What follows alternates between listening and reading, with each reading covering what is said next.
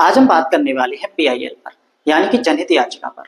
PIL के बारे में मैं आपको ऐसे पॉइंट्स बताऊंगा जो कि सामान्य तौर पर आपके पेपर में आ सकते हैं, चाहे वो आप एआईबी का पेपर दो, चाहे आप यूजीसी नेट का पेपर दो। सबसे पहले मैं बात करता हूं कि जनहित याचिका शब्द जो है वो अमेरिकी न्यायशास्त्र से लिया गया है। अगर मैं इसकी बात करूं कि इसका अर्थ क्या होता है, तो जनहित याचिका का अर्थ होता है कि सार्वजनिक हितों की सुरक्षा के लिए जब कोई भी व्यक्ति या तो उच्चतम न्यायालय या उच्च न्यायालय में, उच्चतम न्यायालय में आर्टिकल 32 के तहत और उच्च न्यायालय में आर्टिकल 226 के तहत जाता है, सार्वजनिक हितों की सुरक्षा के लिए जब जाता है, तब वो कहलाता है लोकहितवाद या जनहित याचिका। ठीक, अब मैं बात कर लेता हूं कि भारत में इसकी उत्पत्ति और विकास किस तरीके से हुआ था। सन 1976 में मुंबई कामगार सभा बनाम अब्दुल भाई, इस मामले में जस्टिस कृष्णा अय्यर के सामने पहली बार ये मामला आया था, यानी कि लोकहितवाद के संबंध में अवधारणा उसी समय प्रकट हुई थी। इसका विकास कब हुआ था? एसपी गुप्ता बनाम भारत संघ के मामले में सन 1982 में पीएन भगवती ने इसका संपूर्ण तरीके से विकास किया था।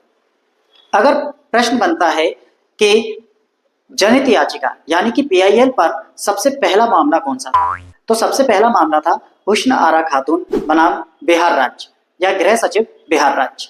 इस मामले में कई सारे कैदी जो कि विचाराधीन कैदी थे, जेलों में बंद थे, उनके साथ होने वाले अमानवीय व्यवहार को दूर करने के लिए यह पिटीशन फाइल की गई थी माननीय उच्चतम न्यायालय के समक्ष। उच्चतम न्यायालय ने इस पर संज्ञान लेकर काफी सारे कैदियों को रिहा करवाया, लगभग 40,000 कैदियों को रिहा करवाया था। अब मैं बात कर लेता हूं कि लोकहितवाद की उत्पत्ति, जो कि अगर मैं बात करूं विदेश से, तो इंग्लैंड के न्यायमूर्ति ब्लैकबर्न ने इसकी शुरुआत की थी और इसे ब्लैकबर्न केस के नाम से भी जाना जाता है।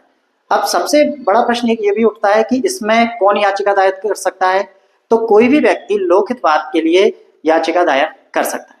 दूसरा प्रश्न, कौन कौन से मामलों में हम लोकहितवाद या पीआईएल फाइल कर सकते हैं, पब्लिक इंटरेस्ट लिटिगेशन।